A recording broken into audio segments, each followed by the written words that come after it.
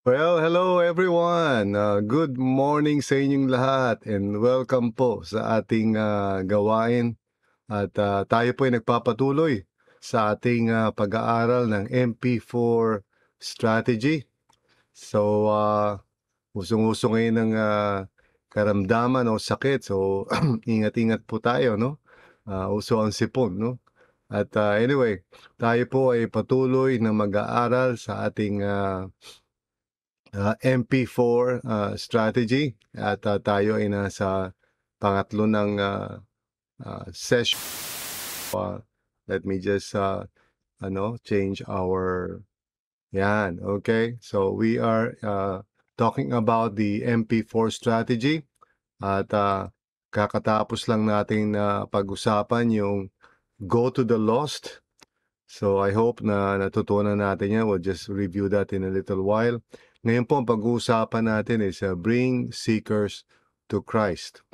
Ayan. So tayo po ay manalangin. Let's pray and ask God to guide us dito sa ating pag-uusapan. Lord, maraming salamat sa iyo, Panginoon, sa biyaya mo. Thank you, Lord, for your mercy na we can continue talking about itong MP4 strategy. Gabayan mo kami, Panginoon, and use this session to stir up our passion for reaching out to the lost, Panginoon. Gamitin mo itong session na ito, Lord. We may understand kung paano namin maipapatupad ang gawain na ito. So, Lord, maraming salamat sa iyo, Panginoon. We praise you and we thank you.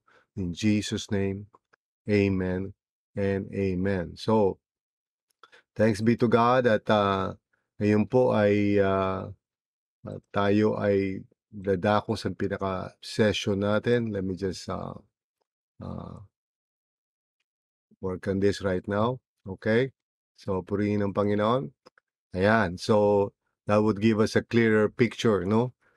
Nung MP4. So, once again, as an overview, ang overview po ng MP4 strategy ay meron pong 4 na stages, kaya MP4 yan, Mission Possible 4, preparation, proclamation, persuasion, no? And then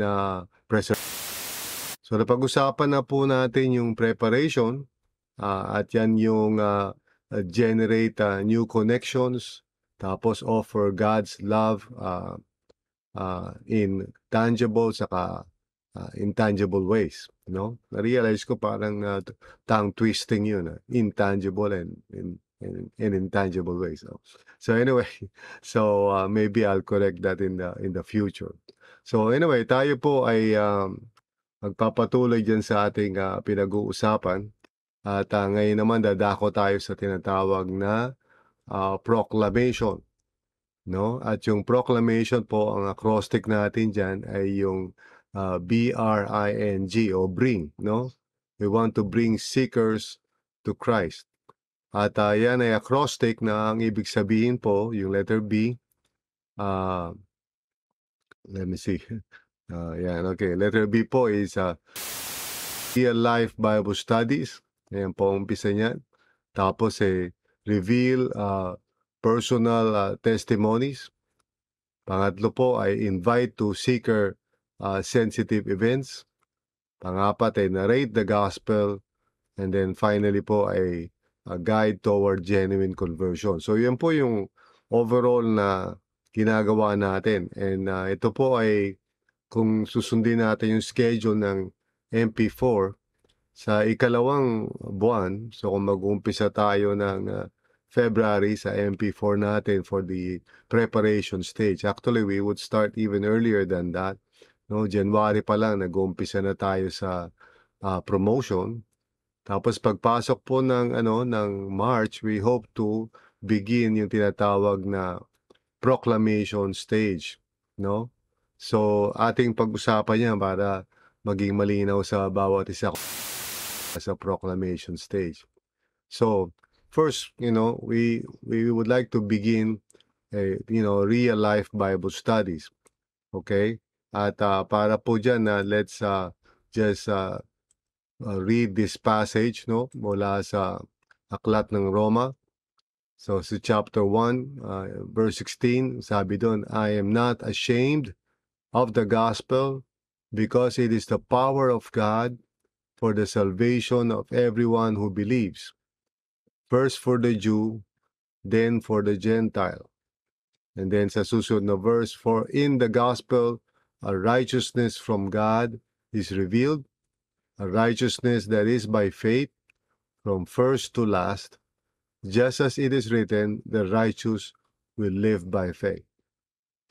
So napakalaga yung sinasabi ni Apostle Paul, hindi raw siya nahihiya o hindi niya ikinahihiya.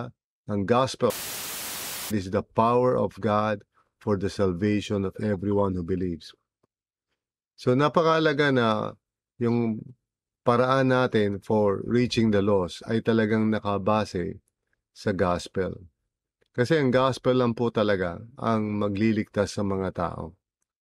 And then, sabi niya, the gospel daw, or in the gospel, a righteousness from God is revealed. Yung pagiging matuwid, yung magkakaroon ng tao ng katuwiran sa harapan ng Diyos, no? Na ito ay bunga ng pananampalataya mula sa umpisa hanggang matapos. So, ibig sabihin ito isang paglalakbay. And that's why ang susunod sa Real Life Bible Study ay real life journey. So it's important for us to grasp yung kahalagahan ng gospel. And at the same time, ito talaga yung gagawin natin during the proclamation stage. So, ano-ano ba yung nilalaman nito, no? That is a very important question. Yung real life Bible study po ay merong 4 na sessions. Kaya usually 4 na linggo 'yan. Now, let me just highlight the fact na ang mahalaga kasi pag nag-umpisa tayo ng real life Bible study, ang mga iniimbitahan natin should be seekers or those na nasa hit list natin. If we try to invite someone na hindi talaga seeker, hindi rin niya ma-appreciate o hindi rin siya tatagal doon sa real life Bible study. Pangalawa, we want people to really go through the entire real life Bible study kasi merong mga pagkakataon na minsan kasi ang ending ng real life Bible study ay yung persuasion, which is the Freedom Day. Minsan, yung mga tao, too late na iniimbitahan nila yung mga tao dumalo sa Freedom Day. Pero hindi nagdaan ng real life Bible study. So, as a result, hindi talaga lubusan o ganap ang pagkaunawa nila sa mabuting balita. And that would really cause problems later on. At the same time, siyempre, yung pag-umpisa natin ng real life Bible study, bagamat ito ay 4 na linggo, minsan hindi natin magawa ito ng parang sunod-sunod. So there has to be allowances. So minsan mag-uumpisa tayo ng real life Bible study ng February pa lang kung sa tingin natin na baka kapusin tayo ng oras.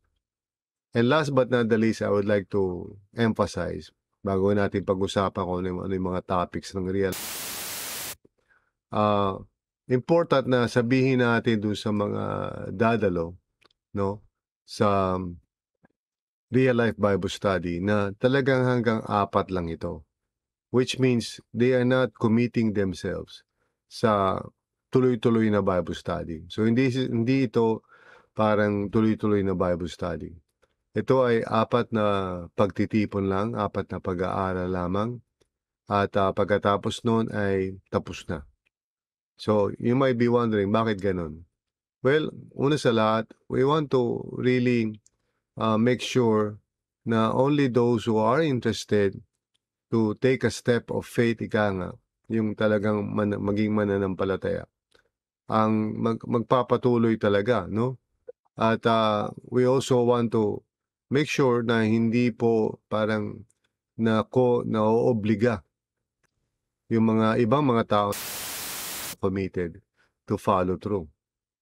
So kaya talagang 4 na linggo lang yan para sa ganun everybody wins, We don't have to continue with it Kasi yung mga tao, hindi naman natin pinipilit. But at the same time, kung merong mga tao na interested na magpatuloy, and I'll talk more about that siguro in the future. Dalawa ang pwedeng mangyari dyan. Siyempre, una, pwede maging simple church yung gawain, no? Pangalawa, pwede rin naman na yung tao ay talagang magtuloy-tuloy na sa Freedom Day, tapos mag-real life journey na siya pagkatapos. So, yun yung mga posibilidad natin dyan. But let me tell you kung ano yung mga topics natin sa real life Bible study. So, first of all, no, ang unang linggo, ang pinag-uusapan dyan, what is a true Christian? Ano ba yung tunay na Kristiyano? And itong topic na to ay mahalaga, lalo na sa konteksto ng Pilipino dahil karamihan sa mga Pilipino, ang pagkaunawa nila sa kanilang sarili, sila ay Kristiyano na. So we are going to bring it out, ika nga, pag-uusapan, sino nga ba ang tunay na Kristiyano? At ang gagamitin natin dyan, siyempre, yung Bible, no? O kaya Bible study ito, no? Pag-uusapan natin what is the true Christian. Pangalawa, ang topic na pag-uusapan is what is the true gospel. So isa rin to sa mga madalas na hindi nauunawaan o parang may confusion, no? Ano ba ang tunay na gospel? Pangatlo, what is true faith? Ano ba yung tunay na pananampalataya? Again, another misunderstanding yan. Very common, no? And finally, what are the first steps? Ano yung mga unang hakbang patungo sa pagiging isang alagad ni Kristo? Now remember, this is foundational. At gusto natin na magkaroon ng malinaw na basihan ng pagdidesisyon ang isang tao kung gusto niya bang sumunod kay Kristo. Ang ating pakay ay hindi lamang na ang isang tao ay tumanggap. Ang gusto natin ay siya ay maging alagad ni Kristo. That is the goal. Kaya gusto natin ipaliwanag sa kanya itong mga bagay na ito at pagkatapos himukin siya na gumawa ng mga unang hakbang. So yung mga first steps na yan, ipapaliwanag natin yan sa kanila, no? At so ito yung laman ng real life Bible study. Now, sa unang-unang pagkakataon, yung unang linggo, what is a true Christian? Bago pa pag-usapan yun, gusto natin na magkaroon ng personal testimony mula doon sa isa sa mga nagpapatupad ng real life Bible study. Either yung facilitator o somebody na in-invite niya. So, ang personal testimony ay napakahalaga, no? Lalo na sa pagpapahayag ng mabuting balita kasi ang gusto ng mga tao malaman hindi lang yung katotohanan kundi yung pruweba. Kaya yung testimony ng isang mananampalataya ay napakahalaga tungkol dito, no?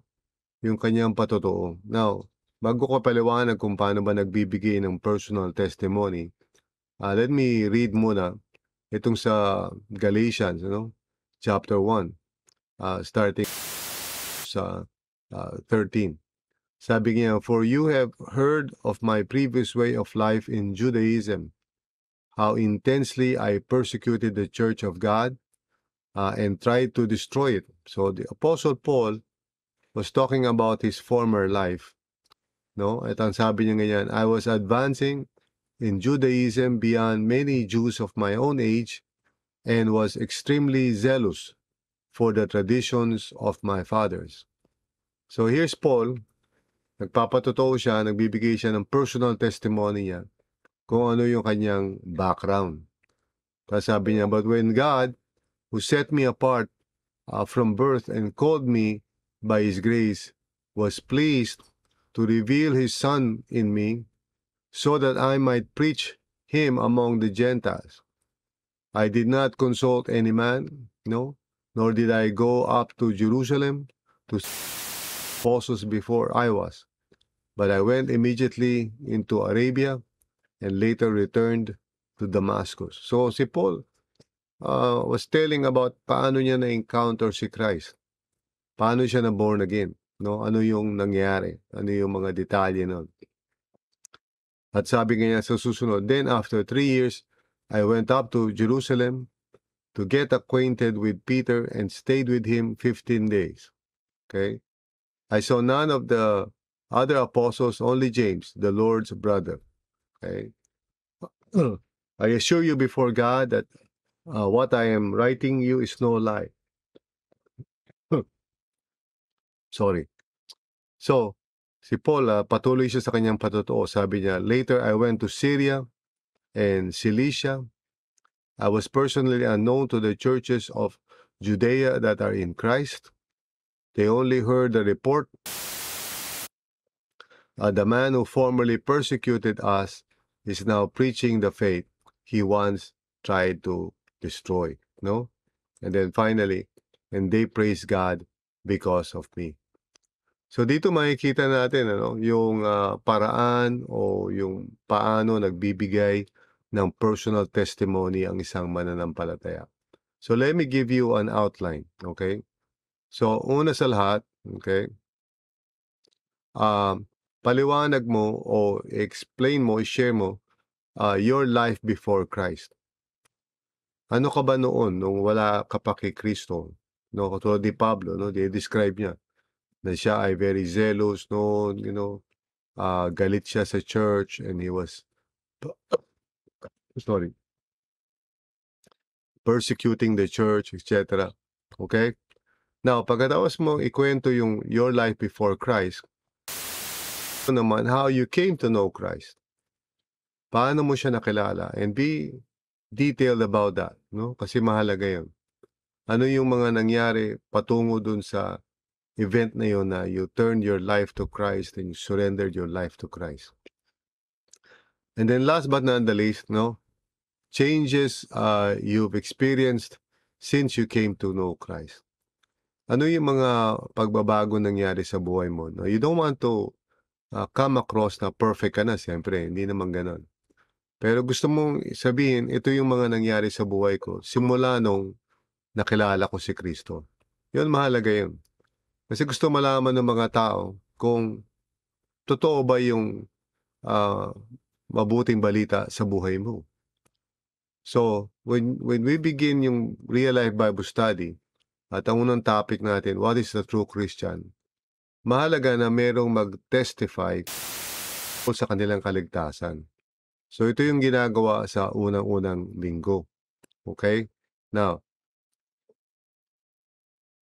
pagkatapos nun, sa ikalawang linggo, mahalaga na ma-invite natin na ang topic natin sa ikalawang linggo is what is the true gospel.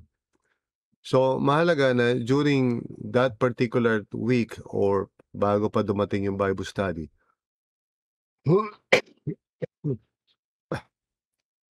andali lang ha.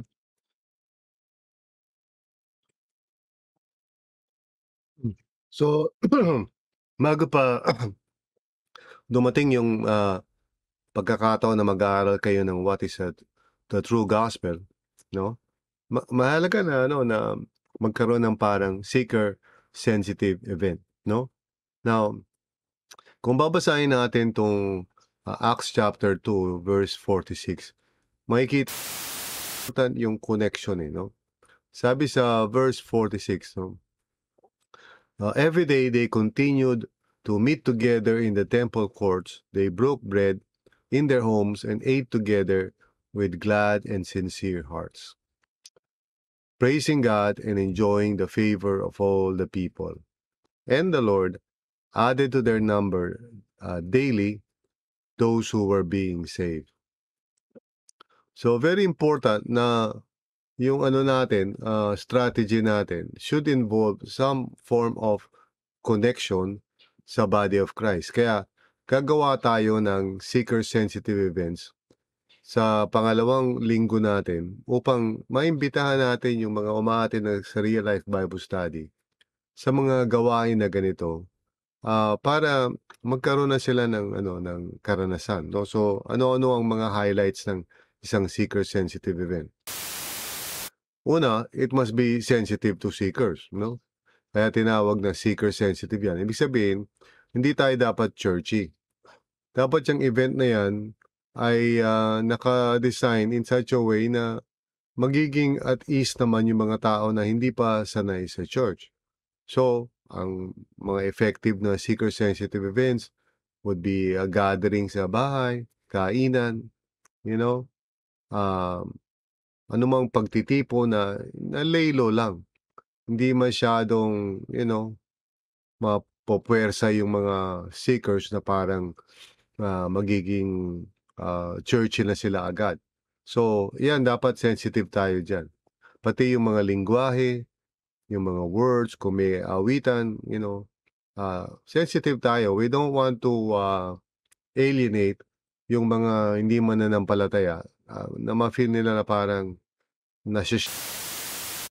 Tapos, pangalawa, we want to introduce them to other seekers and believers. So, gusto natin na magkaroon na ng relationship ang mga tao, no, sa mga kapwa rin nila mga seekers para ma-feel nila na, oh, hindi ako nag-iisa, no? Pagkatapos gano'n din sa mga kapwa, mananampalataya na maaaring magiging ka-close nila o magiging friends nila, okay? So, this is important. Tapos, we want to give them a foretaste of community life in RLCC. Kaya gusto natin na maramdaman nila na, okey naman pala dito, 'no? Okey naman pala ang mga Kristiyano, hindi naman pala parang weird sila, okay? So yun, mahalaga yun, and then, finally, we ask them about their experience. Ito yung follow through, mahalaga 'to. So bago pa dun sa real life Bible study, dapat we must do our best na to, uh, find out kung ano ba yung nagiging epekto sa kanila ng mga bagay-bagay. So, we want to debrief them, we want to talk to them, 'no? Kamusta na? Ano na nangyari dun sa dinaluhan nating salo-salo, 'no? Ano experience mo, 'no? Para makita natin whether the Lord is truly, working in their hearts. So again, pagkatapos nung, what is the true gospel, unti-unti na natin silang inaano dapat, niyayaya sa ganitong mga seeker-sensitive events. Now, pagkatapos no'n pagdating ng tamang pagkakataon, siyempre we want to share the gospel with them, So, ito na yung pangalawang session, 'no? So, is, what is the true Christian? Pangalawa, what is the true gospel? So, yung pag-invite natin sa kanila sa seeker-sensitive events is a good parang preparation para sa gospel, no? Which is the second session ng Real Life Bible Study. Now, napakahalaga na maintindihan ng mga tao yung mabuting balita. So, let me just read to you itong passage na to mula sa Ephesians chapter 1. Sabi ganyan, praise be to the God and Father of our Lord Jesus Christ, who has blessed us in the heavenly realms with every spiritual blessing in Christ. So the good news is that we can and we will receive lahat ng spiritual blessings in Christ, no, sa pamamagitan ng pakikiisa natin kay Kristo. Okay? So, sabi ni Paul, for He chose us in Him before the creation of the world to be holy, blameless in His sight. So, may layunin si Lord sa atin na tayo ay maging banal at walang kahit anong ikapupuna, no? Blameless in His sight and love. Sabi niya, He predestined us to be adopted as His sons through Jesus Christ in accordance with His pleasure and will. Gusto ng Panginoon na mapabilang tayo sa Kanyang pamilya. And then to the praise of His glorious grace which He has freely given us in the one He loves. So yung proseso na yun is all by God's grace, kung paano tayo nililigtas ng Panginoon. And then sabi sa verse 7, in Him we have redemption through His blood, the forgiveness of sins in accordance with the riches of God's grace. So gusto ng Panginoon na mapatawad tayo sa ating mga kasalanan. So yan yung mabuting balita sa atin, that He with all wisdom and understanding, no? So binigay sa atin ng Panginoon ayon sa kanyang karunungan, no? At kaalaman. And then He made known to us the mystery of His will, according to His good pleasure, which He purposed in Christ. So lahat ito nagbumula sa Panginoon, ano? Itong kaligtasan na nais niyang ipagkaloob sa atin. So, to be put into effect, sabi niya, when the times will have reached their fulfillment, to bring all things in heaven and on earth together under one head, even Christ. Ayan. So, napakalaga na maunawaan ng mga tao kung ano talaga yung mabuting balita dahil ito ang magbibigay sa kanila, no, ng tunay na kaligtasan. So, yung gospel po sa ating presentation ay meron pong 4 na aspekto. So, una po diyan ay yung reconciliation with God. Gaya nga na nabasa natin, gusto ng Panginoon na tayo ay magkamit ng kapatawaran sa lahat ng ating mga kasalanan, At pati yung mga bagay na magagawa pa lang natin, gusto ng Panginoon na meron tayong access sa forgiveness ng Panginoon through Jesus Christ our Lord. So, reconciliation with God, yan ang unang aspekto ng mabuting balita. Pangalawa is elevation in Christ, no? Ibig sabihin ng elevation ay yung pagtaas ng ating estado. Kung dati-rati tayo ay hindi bahagi ng katawan ni Kristo o ng kanyang pamilya, tayo ay ina-adapt niya at tinataas niya kung saan kabilang na tayo ngayon sa kanyang pamilya. So very important yun, yung concept na yun. Yung pangatlo ay transformation through the Holy Spirit. So ang pagbabago ay bahagi ng mabuting balita. Pagbabago ng ating pagkatao upang maging katulad tayo ng anyo ni Kristo at mapagkatiwalaan tayo ng kapangyarihan ng Diyos upang matupad natin ang kanyang layunin o misyon natin sa ating buhay. So, ito yung pangatlong aspekto. So, reconciliation, elevation, transformation, at panghuli ay restoration together with creation. Kasi ang plano ng Diyos ay darating ang araw na magkakaroon ng panibagong mundo at panibagong creation kung saan lahat ay mare-restore, no? So, purihin ang Panginoon dahil sa pamamagitan ng ganitong paraan ang kaligtasan natin ay buong-buo, no? Mula umpisa, ito ay isang real life journey. So, gusto natin i-explain ito sa mga tao, no? At ito ay magagawa natin sa ikalawang session ng Real Life Bible Study. Now, sa pangatlong session ng Real Life Bible Study, pag-uusapan natin yung tungkol sa pananampalataya. Okay? So, kaya ipapaliwanag natin sa kanila yung tinatawag na genuine conversion. Okay? So, once again, gusto ko munang basahin natin tong sa Acts chapter 2, no? Sabi ngayon, therefore, let all Israel be assured of this. God has made this Jesus whom you crucified, both Lord and Christ. So ito yung kumbaga yung gospel in a shorter form. Tapos sabi ganyan, when the people heard this, okay, they were cut to the heart and said to Peter and the other apostles, brothers, what shall we do? No? Anong gagawin namin, Peter? And Peter replied, sabi niya, repent and be baptized, every one of you, in the name of Jesus Christ, for the forgiveness of your sins, and you will receive the gift of the Holy Spirit. Okay? At sabi niya, the promise is for you and your children and for all who are far off, for whom the Lord our God will call. With many other words, he warned them, so marami pa siyang sinabi, and he pleaded with them, save yourselves from this corrupt generation. Those who accepted this message were baptized, and about 3,000 were added to their number that day. So, purihin ang Panginoon. So, ito yung makikita natin sa Bible na genuine conversion, no? Kaya dapat natin maunawaan kung paano yung mga tao ay tunay na magkakamit ng kaligtasan. Nung mga previous na siguro baka naranasan niyo rin ito o baka nakita niyo, ang nabibigyan ng emphasis ay yung pray to receive Christ. Now, siyempre may ano rin yun, may halaga din yun. However, it's not the complete ika nga version na makikita natin sa scripture, no? So tayo sa RLCC, we follow the following steps, no? So unang-una, we encourage people to repent. So repentance muna yung unang step, no? This is the first step para magkaroon talaga ng tunay na kaligtasan ng isang tao. Kailangan maging totoo din yung kanyang pagsisisi.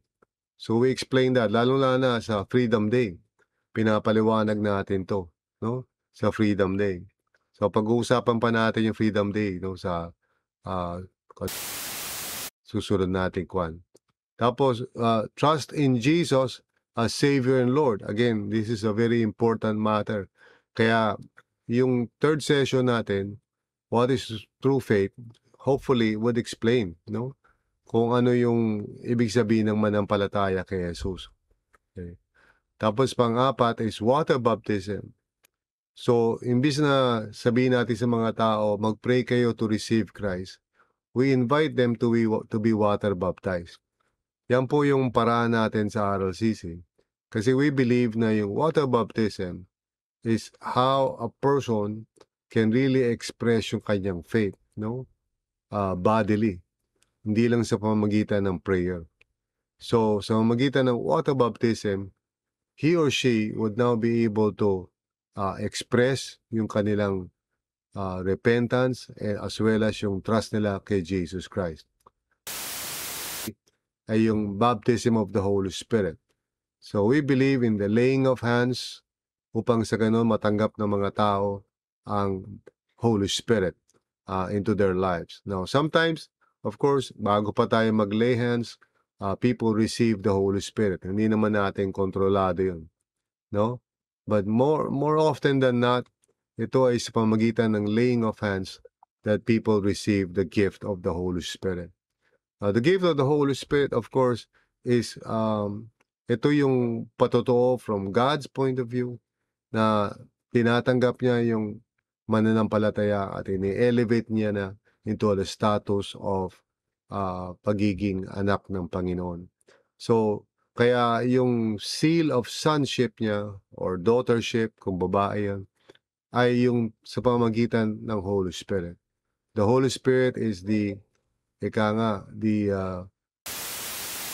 that a person is accepted by God. Now, maraming mga iba't ibang mga palatandaan o ebidensya. Minsan speaking in tongues, minsan naman joy lang or tears. Hindi tayo particular kung ano yung evidence yan, but definitely meron yan evidence, no?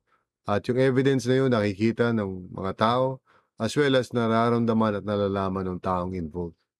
So this is an experience. We do not believe na a person can receive the Holy Spirit lang by faith, na parang walang nakakaalam, ni mismo siya hindi niya alam.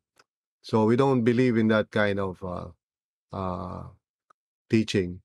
We believe that the Spirit of God, kapag siya ay pumasok sa puso ng isang tao, malalaman ng tao na yon as well as ng pati mga tao sa paligid na something wonderful has happened. So, yan po yung natin, tinatawag natin na baptism of the Holy Spirit. So, napakahalaga na maunawaan natin itong proseso na to para together we can bring seekers to Christ. Okay? Together we can bring seekers to Christ at kung sama-sama tayo, tulong-tulong tayo, walang imposible sa Panginoon. So I hope na itong ating pag-aaral na to has helped you to see kung paano dadali ng mga seekers kay Kristo, to bring seekers to Christ. And walang imposible sa Diyos kung magtitiwala tayo sa Kanya, kung aasa tayo sa Kanya, at kung magtutulong-tulong tayo sa proseso na ito. So I hope and pray na sa darating na MP4, tayo ay magsama-sama, tulong-tulong tayo. So remember, ang first, so yung preparation, so we generate contacts, we offer God's love. Tapos yan, we bring seekers to Christ, no? So we begin yung Real Life Bible Study. We reveal our personal testimony. Tapos we invite them to seeker-sensitive events. We narrate the gospel. At tapos we guide them toward the genuine conversion.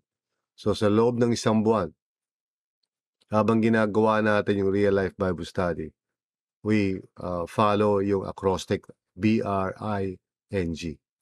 So God bless you mga kapatid, and thank you very much for joining us sa ating pag-aaral ngayon, no? So until next time, bye-bye.